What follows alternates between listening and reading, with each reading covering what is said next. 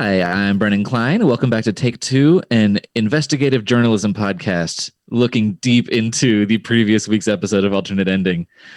Last week, Rob, Carrie, and Tim did their top 5 rivalries in honor of Godzilla versus Kong, and something interesting happened.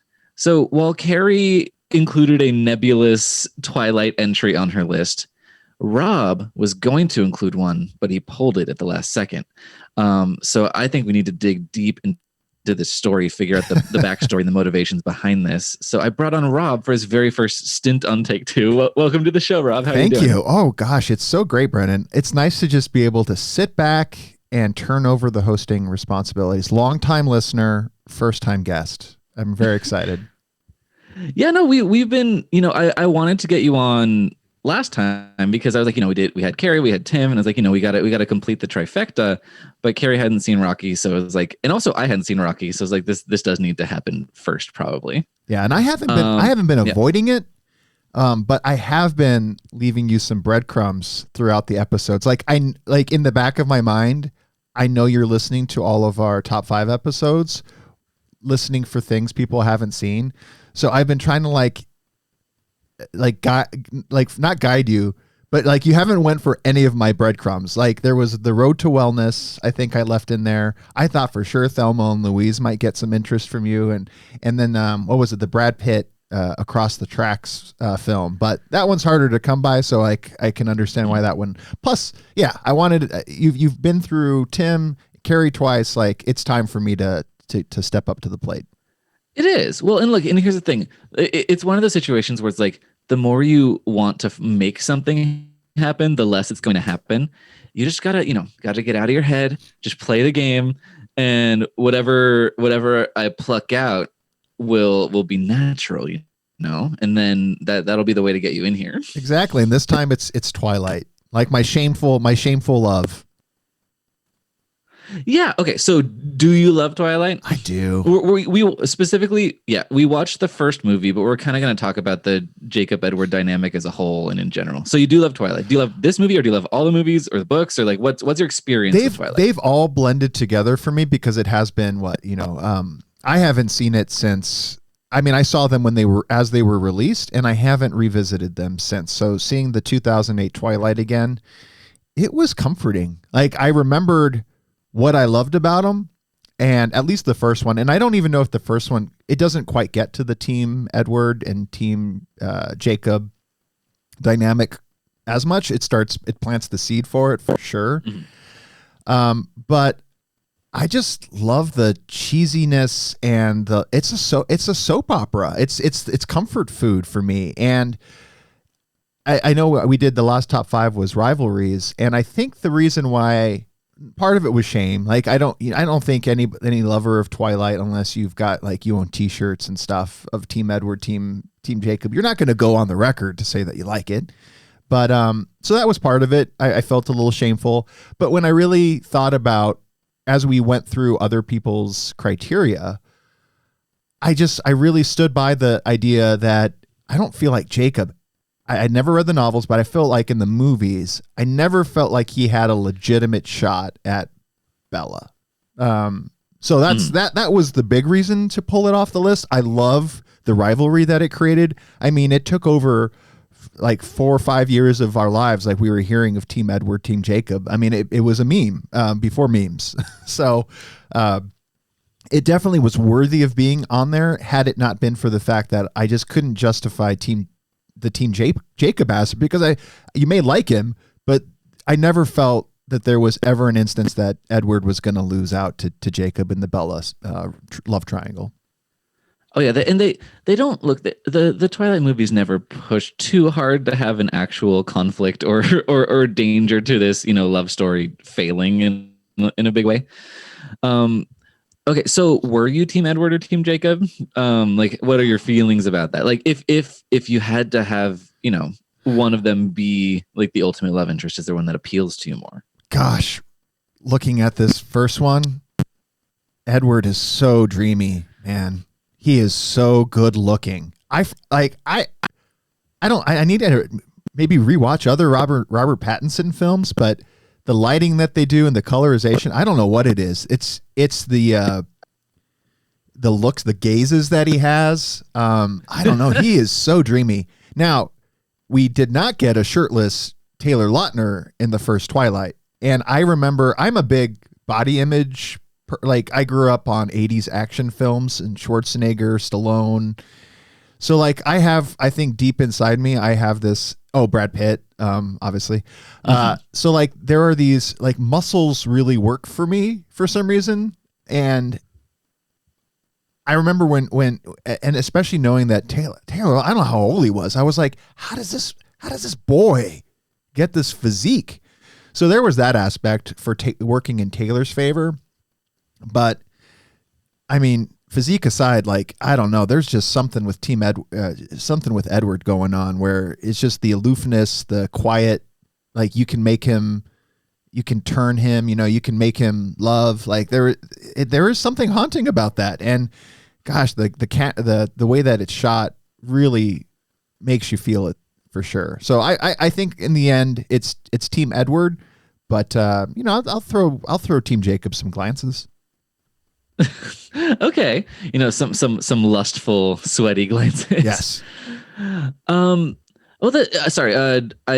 stuck on the one thing you said about the kind of like muscle god kind of being like the main like 80s mainstay of like masculinity and hotness or whatever. And I think that's interesting because I obviously that kind of idea of like a man being super muscular being an attractive thing is stuck around for a long time. That's still out in our culture. But for me, like looking back on Twilight, like this Twilight is my kind of prime nostalgia era because I was in middle school or freshman year of high school when the first Twilight came out. And so that was like the peak like puberty period for everybody. Yeah. And I feel like the ideal at my time in high school was like really skinny dudes with hair in their eyes. Is very much like the emo goth kind of thing. And I think this is kind of a blend of those two ideals, like into one doodly package into both of these characters, throughout the franchise. For me, I'm really team no one here. But I am more on team Jacob because he's not an absolute creep pervozoid man who is watching her sleep and creeping into her bedroom when she has not asked him to. Yeah. And that kind of thing creeps me out. But obviously, well, and it's the whole problem with the movies that I grew up on trying to determine, like, movies set you up for failure if you're looking at them as a playbook for how to woo a love interest over, because the things that people do are creepy. And I adopted many of these things, and thinking that because in the movies that guy or girl wins the love interest, and you adopt these things and realize, like, in practical life it is not cool to do those things. And yeah, they get away with it in the movies, and it's really does set you up for failure. Yeah, no, see, and that's the thing. It's a thing of like, this type of behavior modeling is dangerous for people who can't parse out the difference between fiction and reality, like people who are still forming their worldview and haven't learned about dating yet through personal experience and are actually like watching this and being like, oh, is that what it is? And that is a really dangerous thing. And it's like, of course, if you are mature enough to separate out those things, it's still creepy and not something I want to see happening in the movie. But it's like, no, I get it. Like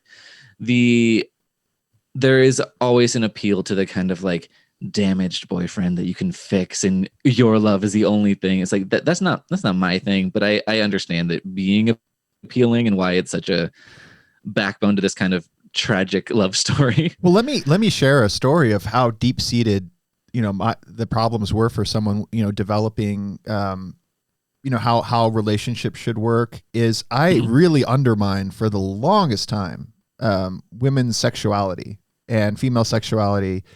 I was always under the impression in middle school, high school, that men were just out to sleep with women and women were, not interested in having any type of, like, they needed to be, they were tricked into sexual relationships with men.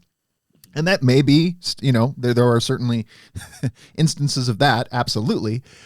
But women also have needs, sexual needs as well too, and that was something that was not I did not process that. So I was a rescuer of my female friends who I was playing the friend angle to become their boyfriend.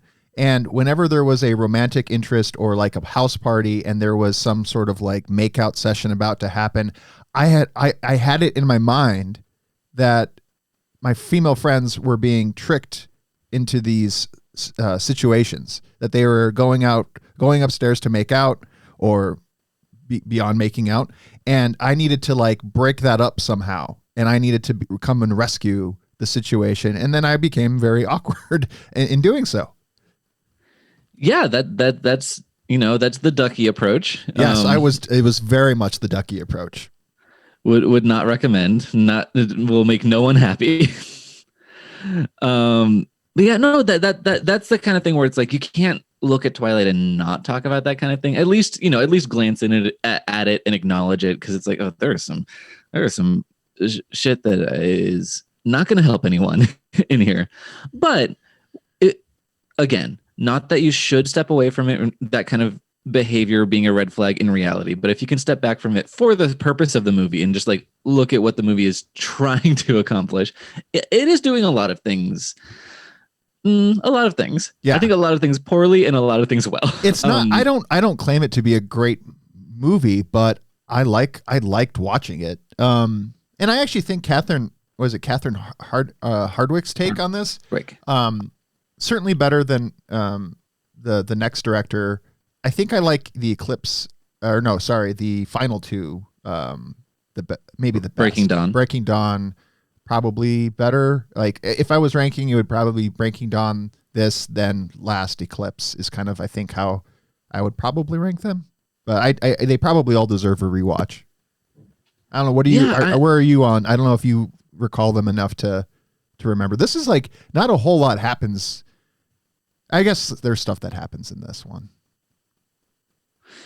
Yeah, I'm. Wait, what was your question? What are you asking? Like, yeah, you're the order of Twilight. Like, if you had to rank order your Twilight series, if you can remember. God, like, I don't remember Eclipse too well, so that's tough for me.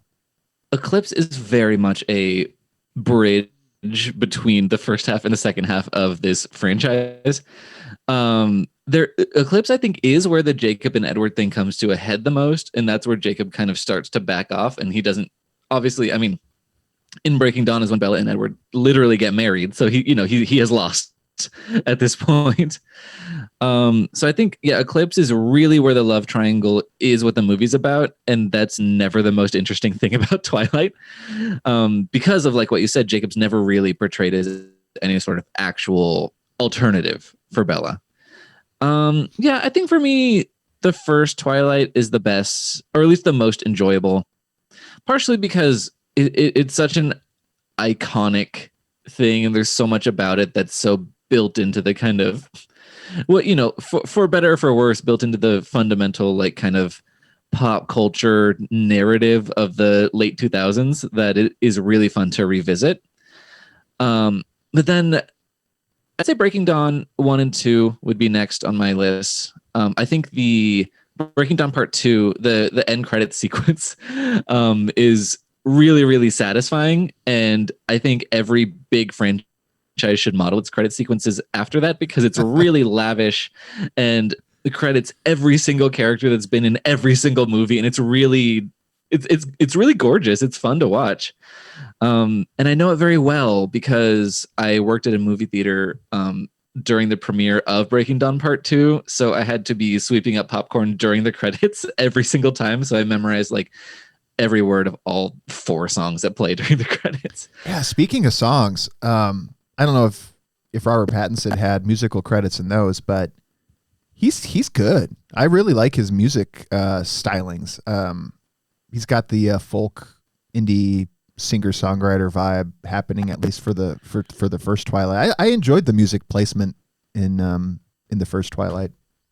Oh yeah, and I think solid music, or it depends on your taste, obviously. But if your tastes run towards the maudlin, teenage indie kind of stuff from that period, it's a really solid soundtrack throughout this entire franchise, but especially the first one.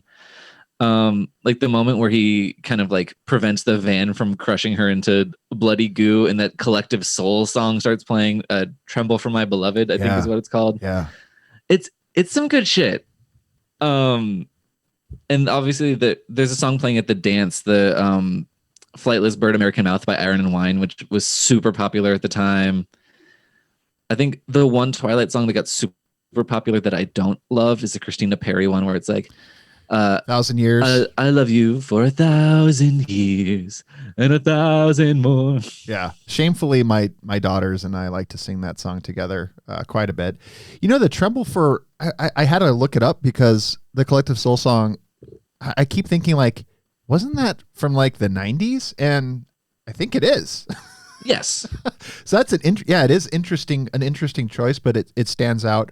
The more I go back to the question about ranking, I guess filmmaking wise, I prefer Breaking Dawn. I think that it's seeing love happen on screen. Like it is so tangible. Like you feel their love, and like likely Kristen Stewart and Robert Pattinson were like the reason why it maybe translates so well on the screen is because that is, that was they were forming their relationship as well too. But boy, it's really there on Twilight. It gives me goosebumps watching them and the poutiness that both of them have. Like, can't have you but want you. It really works for everything in that realm. In this specific movie, in the first In Twilight. the first one, and then like they it continues onward, Yeah. but it just feels like they're putting obstacles in the way of their love versus like this is you get to see the origin story of their love. And he's never been interested in any human before, like her smell, like causing him bloodlust, and angst, can't read her mind. Like it's all the things that as a romantic, like these are notions that really sit well with me. And yeah, I do like watching this. I hope, I'm excited to, when the girls are a little bit older, to share this film with them as well. Yeah, it's definitely okay. I have a lot to think about in what you just said, because for me, the chemistry, or I'm not going to put it on them, but like I'm not feeling the chemistry. Really? Well, here's the thing for me. Well, first of all, these characters are very poorly written and are impossible to perform. So neither of them are giving their best performances in this franchise. First of all, like let's get that out of the way. There's lots of, you know, um, Kristen Stewart's performance is 90% blinking and 60% staring. Yep. um, and it's not, they're not challenging themselves because the script isn't challenging them, because there's nothing there.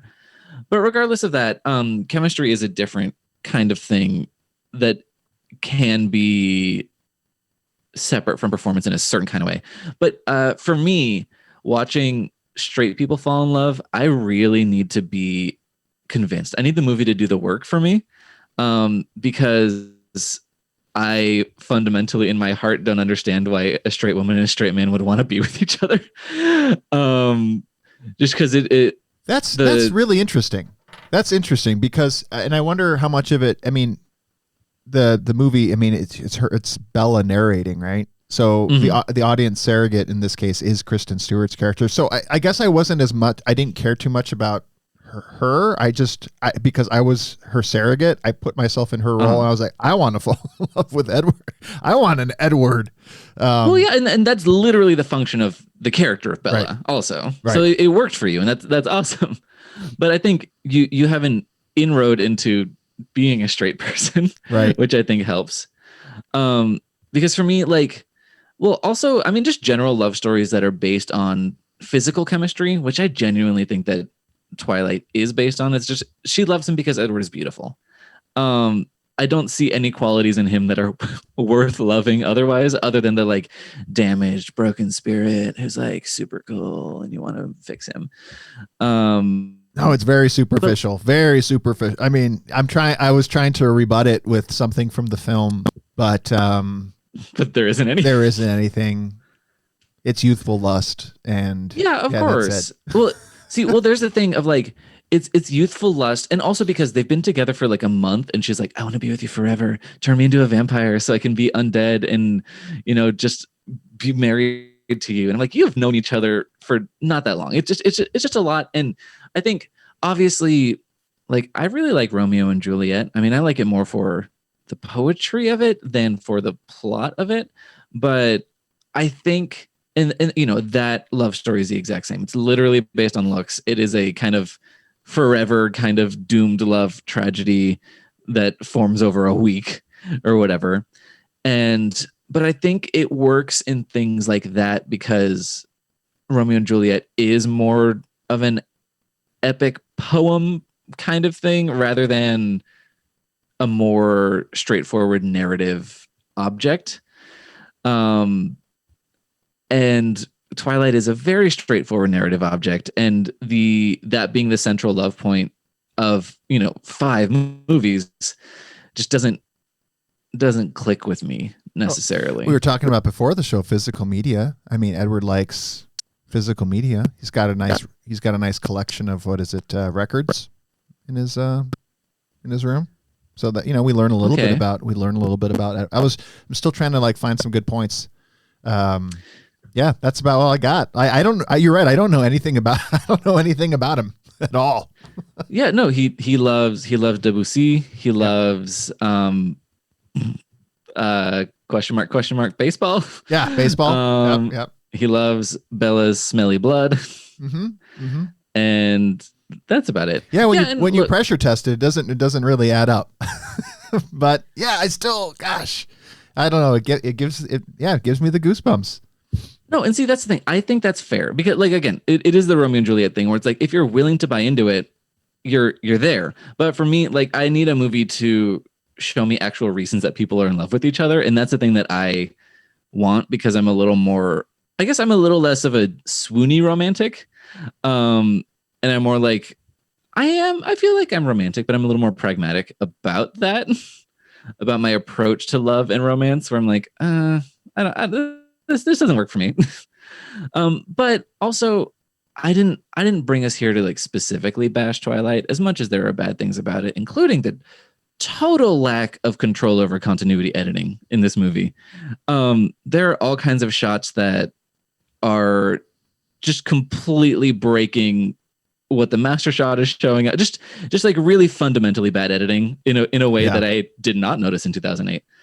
But I'm not trying to hop on the train of Twilight sucks. Things that are for girls are terrible.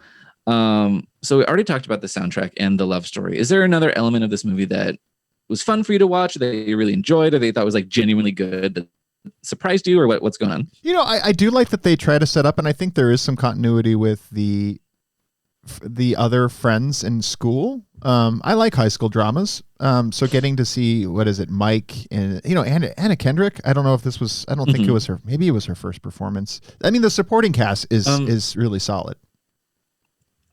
It was not her first performance because I know she was in camp, as a much younger girl. But it's definitely the performance that the general audience has noticed her for the first time. Right. She definitely stood out. I don't know. I have a soft spot for, even though Mike's a jerk, I can kind of understand the protection vibe again, being the person that I was growing up is I'm going to keep you as far away from Edward Cullen as I can. Oh my God. The dad's a good character. I'm trying to think of, I've always been a fan of Peter Facinelli, and I think he does a good job. I think throughout the whole series, as does Elizabeth Reeser as the mom.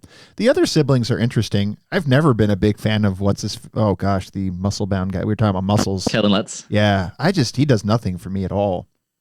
That's interesting because I think he's hot.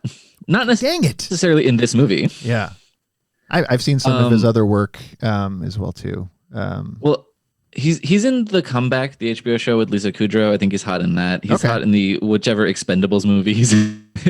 I think sure. Yep. Then you got Jasper, the quiet the quiet new vampire, new vegetarian. Oh yeah, Jasper, played by Right. Jackson Rathbone. Right. So solid supporting cast. I think that's really fun. Yeah. Is like when you're not spending time on the main plot, like it's fun to be around people who are, nice to look at and seemingly enjoyable. Like even though they're fairly all one dimensional. Oh yeah, no, I think that's something that's actually really interesting about this is because I have very strong memories of all the supporting characters. Like, I mean, specifically the vampire clan, and then like the main friends, like obviously Anna Kendrick and Mike, and then the like yearbook guy, Yeah, whose name I don't recall. Eric, I think. Eric, yes. I did not remember that Eric also had a girlfriend character. I forgot about her. Amanda, I think, was her name, because she shows up in 2 scenes.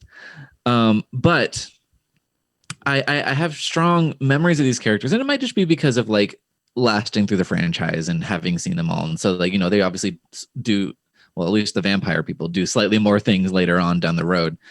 But I think that speaks to because they don't really have a lot to do in this movie. They just kind of exist in the world around Bella and Edward. And I think that speaks to you're right, like the casting, like there's some solid character actors here. I really like Ashley Greene as wow, that name flew out of my brain. The sister. What's the sister's name? Alice. That's the character's name. Alice Cullen. To be honest, I get her and Nikki Reed confused sometimes. So as Rosalie. Is that Rosalie? Yeah. Yeah, Rosalie, weirdly for being the vampire sibling with the most plot, makes the least impression on me. Yeah. But yeah, so that's cool. I think, that this movie is also, it's whether or not you like the aesthetic of what Twilight is doing, like the very like blue filtered thing, it is definitely committed to it, and that aesthetic definitely stuck around for absolutely long time, I mean, like in the popular culture. That definitely stands out. I don't know if I like it or not, but it is definitely very prominent, and you can't compare, you can't put this colorization next to any other movie and like realize like it's definitely the blue green or whatever it is that they're going for there. Something I was thinking about too is like how well the whole plot point of new kid in school or transfer kid really does help exposition a lot. Like you move, because Bella is new to the school, she gets the download on the Cullens, so like it fits in that would happen, and you get so much backstory. But the one thing that's always bothered me about it is, so are we to believe that they have looked the same for all 4, like their junior year now, so they've started in freshman year, they didn't recently move back to Forks? Like they've been here this whole kind of cycle. Yeah, that doesn't add up to me, but whatever. Like, fine to suspend my disbelief with that, and like that they just, how the doctor just bounces around, and like that part doesn't quite add up. But that's okay. Yeah, no, I mean it doesn't, because Stephanie Meyer doesn't care about it, really. No. I mean, and so yeah, no, you're totally right. I was thinking about that this time also.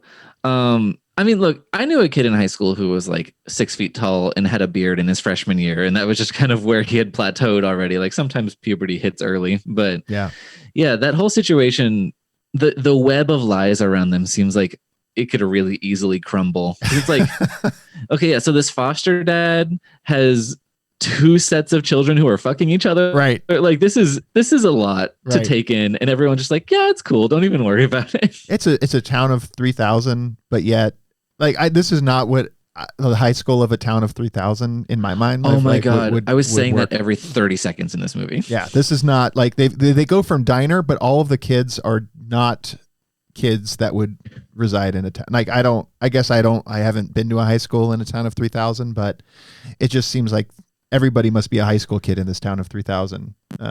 It's a big school for the amount of kids. Yeah. Yeah. Like, I mean, maybe everyone is a foster parent of 7 children or whatever, however it's happening, because no, you're totally right. Like, their school seems bigger than my high school, which had 1,200 kids in it. Same. Yeah. And that would be a third of the population of that town. It's just these 4 years of teenagers. Yep.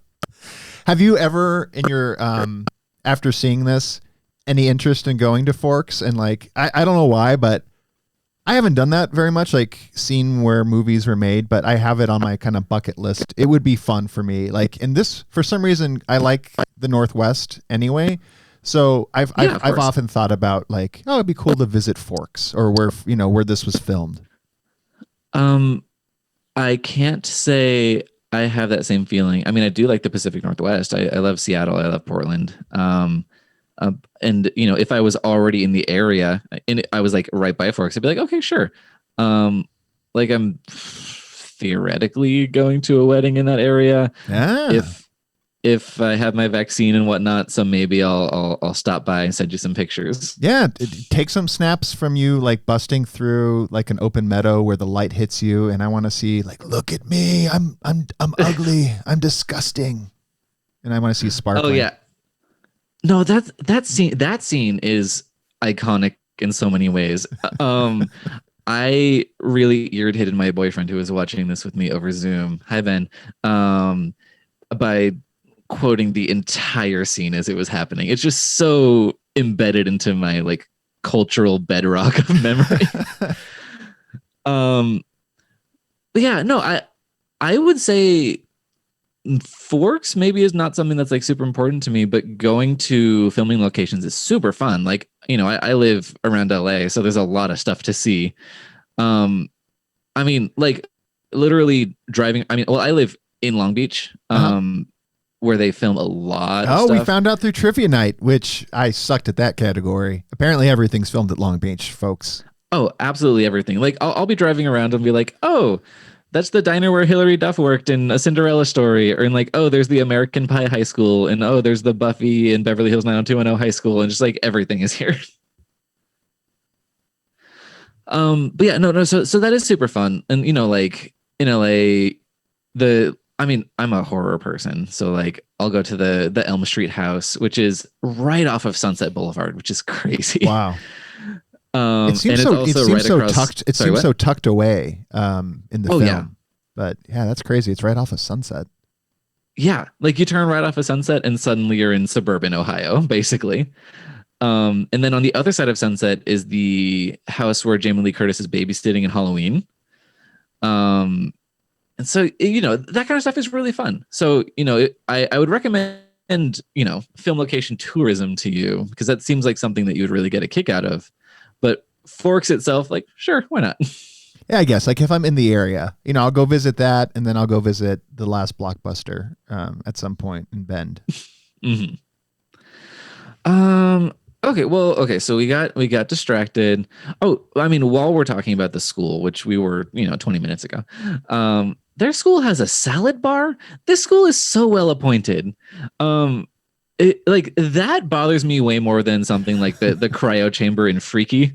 It's like, why does this school cafeteria have a salad bar? That has never happened. Yeah, and I can't remember what Bella's eating in that small diner, but I could have sworn it was a veggie burger. And like, hey, I've driven through small towns. Like, no one accommodates the vegetarian diet in small towns. But, unless you're getting like a grilled cheese is really what you get. You're not getting an Impossible Burger in a small diner town. But again, I don't want to paint with broad brushes because I'm sure there are some. Did you notice, like I didn't notice it the first time, but it really stood out because the camera lingered on her this time. In the diner, Stephanie Meyer sitting there.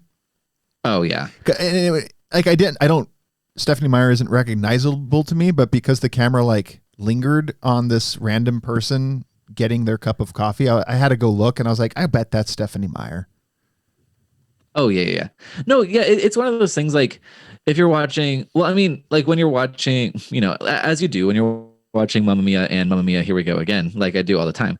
I mean, obviously I know what Benny and Bjorn from ABBA look like, but even if you don't, you're like, okay, the camera's on this piano player for a long time. He must be someone. Like, those kind of cameos are really, they linger in the brain. Yeah. Do you like those things, like those little touches that like I don't know if you like them spending time with those little Easter eggs for folks? I mean, does it positively affect the movie in any way? No, but like when you're a fan of something, like I always enjoy seeing like Benny or Bjorn in the ABBA movies, or like, it's just as a annoying film geek, it's fun to like point at things and be like, "That's Bill Murray from the original Ghostbusters," and then everyone's like, "I know," and you're like, "Yeah, but it's fun, right?" um, but yeah, so I'm not immune to that kind of joy, but no, it did not give me joy to see Stephanie Meyer because I'm like, okay, that you're a woman who I vaguely know. I was just trying to think about too. I feel like, again, no knock on Kristen Stewart, because I think her career has gone in the right direction since these. There was some doubt for a while, like what she was capable of. Pattinson certainly has also proven himself, but I can't see anybody. If I was to remake this, I can't picture anybody else in the Edward role. I can picture anyone else in the Bella role. I Well, can't. I also don't know. because well, at least now, a lot of the things that Kristen Stewart has kind of been proving herself with, or is more known for, is in her more current, like kind of soft butch queer vibe that she's doing, and she's like embraced her sexuality and embraced this new aesthetic, and is really thriving within that. And Bella isn't that. Yeah. So the thing that she has kind of blossomed into is not really present in Bella. So I think you're right. Like somebody else could have played that more authentically, I guess. Right. And just, again, Robert Pattinson, just so dreamy. I don't know. Maybe Kellen Lutz could. I think Kellen Lutz probably went for her. I mean, everybody went for that role. I bet. I'm sure. Yeah. And look, Kellen Lutz is not like my ultimate fantasy crush. I just think he's hot. Yeah.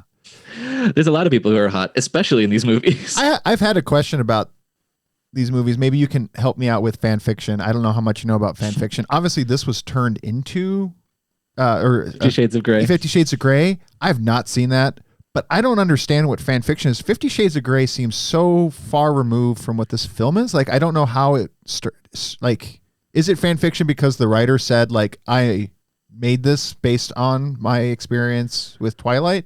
Because I don't know if I see a connection with the Twilight aspect. Okay. So this is a big question. Specifically for the 50 Shades of Grey fan fiction, I have not read the Twilight version of it. I don't think it's on the internet anymore, or I'm sure it's. Oh, I'm sure it's in some kind of like portal or archive or something, but I don't think it's like. I think they took it down when they published the actual book. First of all, E.L. James used the incredible pen name Snow Queen's Ice Dragon, which I think about all the time. But okay, so yeah, 50 Shades of Grey, from what I know, again, not having specifically read it, it started its life as a Twilight fan fiction. So Christian Grey was Edward Cullen. Anastasia Steele was Bella Swan. Like, those were their names. That was their characters. I'm not clear. So there's this concept in fan fiction called AU, which is alternate universe. So I'm not sure if this was an alternate universe where Edward is a human or a vampire. Right. This is clearly an alternate universe in which, like, this is a different way that Bella and Edward have met. But I don't know if he's still a vampire or not, or if it has just become the BDSM angle is the kind of vampiric part of it. But in the original source texts, it was about Edward and Bella and, Jasper and Alice and Emmett and Rosalie and all of them. There are very, very clear analogs to all of those characters in the 50 Shades of Grey Got it. universe. So when they published it, they just changed all the names, and it was basically a copy paste, like find and replace job. You know what? I need to sit down, and I know it's not part of the take two, but I'm going to sit down and I'm going to watch it, and for science, Brennan, because I need to know if I'm going to have the same feelings that I did. I'm just going to at least watch the first one, and I'm going to see if I get the same vibes. And again, different actors, roughly based on the same source material. But I'm going to see if I get the same goosebumps. That would be really interesting, because it does. I mean, obviously, it's really similar in a lot of ways. It has a lot of problematic depictions of how relationships are performed. It has two actors who have been talented in other places, not really displaying those talents. So it might give you the exact thing that you want. I wouldn't recommend it genuinely. Like, I watched all the 50 Shades of Grey movies in theater, like opening night. Like, they were, um, they slide a little too close to the boring angle of being a bad movie than they should. But especially 50 Shades Darker, the second one, is a pretty delirious, like, bad good movie experience for me, at least. But while we're talking about Twilight fan fiction and bad good fiction, there is a fan fiction of, well, it's like Twilight, Harry Potter. It's like Harry Potter, vampire, My Chemical Romance. It's a whole thing. I'm in. It's maybe more, I'd say it's more Harry Potter than it is Twilight, but it has a vampire element, so it feels similar. It's called My Immortal. And I recommend it above anything I've ever read. It's the best novel of the American century. It's written by this, 12 to 14-year-old girl. And it's really incoherent and ridiculous and random. And in the editor's notes at the beginning of each chapter, basically it tells its own story about drama that's going on in the author's life. It's fascinating.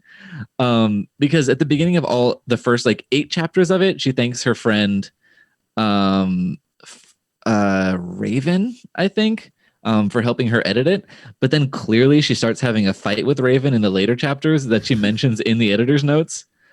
Okay, sorry, this is just a fully different thing. But okay, so the main character of this story is a self-insert character that's supposed to represent the author, falling in love with Draco Malfoy or whatever. Sure, He's a vampire. I don't know. It's a whole thing.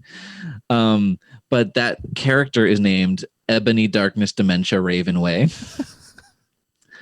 But then when she and her friend Raven, have a falling out, she takes the Raven out of the character's name too. It's both on a bad good literature level and on a metacognitive teenage drama level. Fascinating read. I really recommend it. Yeah, and apparently, I don't want to spoil it, but apparently Gothic Marty McFly makes an appearance. So I'm in.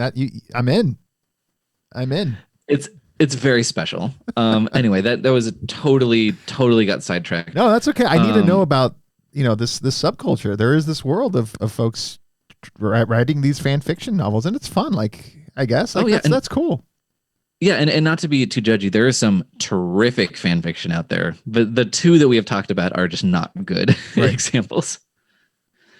Okay, 2 things I wanted to just throw out that I noticed this time. Oh, I mean, back to that bad editing. There's a lot of times where they will pan away from something and then jump cut back to that same thing, and I'm like, I don't know why we're doing this. But also, just speaking of, because when you were talking about they probably aren't progressive enough to have a large vegetarian menu in this small town. Another way that they're not being inclusive is that her dad, Charlie, his best friend is in a wheelchair and he has not built a ramp to his house. There is a scene where he's dragging his friend's wheelchair up the front stairs like a fool. What the fuck is he doing? I don't understand. Yeah. And I don't remember if we ever do we get some sort of clarity? I think it's got to be explained somewhere in the later movies, what happened, how he got in the wheelchair in the first place. And I'm sure it's probably vampire related somehow, but I don't recall, but you're probably right. Yeah. There's just so much that doesn't make sense there. That's a glaring one as well. Yeah. Anyway. So we got bad really bad off wigs. the track on that. But mostly Team Jacob's wig is just horrendous. I like the Kristen's wig. I know it's notorious as well too, but it didn't bother me, I guess, as much as Jacob. All I could do is look at his hair. Oh yeah, that middle part, it's so severe. And it feels like a curtain of hair around the back and sides because the top is still short in the way that it would be later. It just looks like they added long hair around it. Yeah. Yeah, not great. But yeah, so like in conclusion, like we've already talked about why you didn't think it fit your rivalries. But if we were doing perhaps like a, top 5 teen romance, do you think Twilight would be able to edge in there? Yeah, I think so.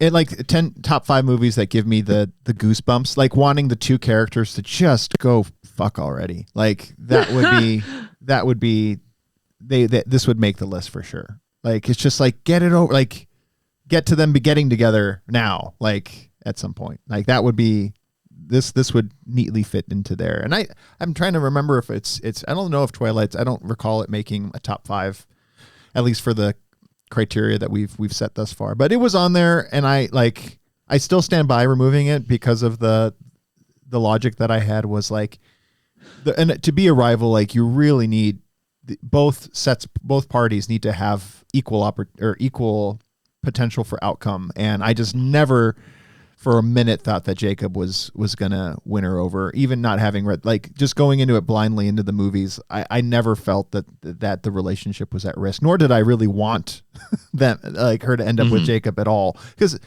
Edward's devoid of a lot of things, but gosh, he's just so dreamy, and I was still hoping, like as friendly as her and Jacob get and romantic, to a point, it wasn't enough to win me over as a viewer. No, that's totally fair. So I think that closes the book on this episode. This was fun, man. Take 2. Yeah, thank you. Yeah, thanks so much for coming on. I love your enthusiasm. We'll have to have you on so much more. Not for Amadeus, because I don't have 3 hours to spare. But I can't wait to. Have you decided what next week's episode is going to be? Like what the top 5 is? Oh, I don't know. Excuse me. We have Mortal Kombat coming soon. It was suggested that we do martial arts films, which, we haven't really dug into that. To be honest, I don't even know if Carrie's seen 5 martial art films. So no, we don't know where we're going quite yet. But if folks have ideas, we still have a day or two to figure it out. Anyway, submit your ideas to alternate ending. So I'm always bad at closing out this show. So I will use your guidance on how I should do it. So, you can find Alternate Ending on Twitter at Alternate Ending. Visit, find all the reviews and other podcasts at alternateending.com. Are there other things I should mention? Amazon banner in the bottom of the homepage. Oh, I think Rob is frozen. I'm on my own. Oh, fuck. Okay. So, do all those things. Subscribe, rate, and review. Also, I don't think they say that enough. If your review mentions me and it's a 5-star review, I would love that. That would help me continue to help working with the Alternate Ending crew. And thank you so much, everybody, for listening.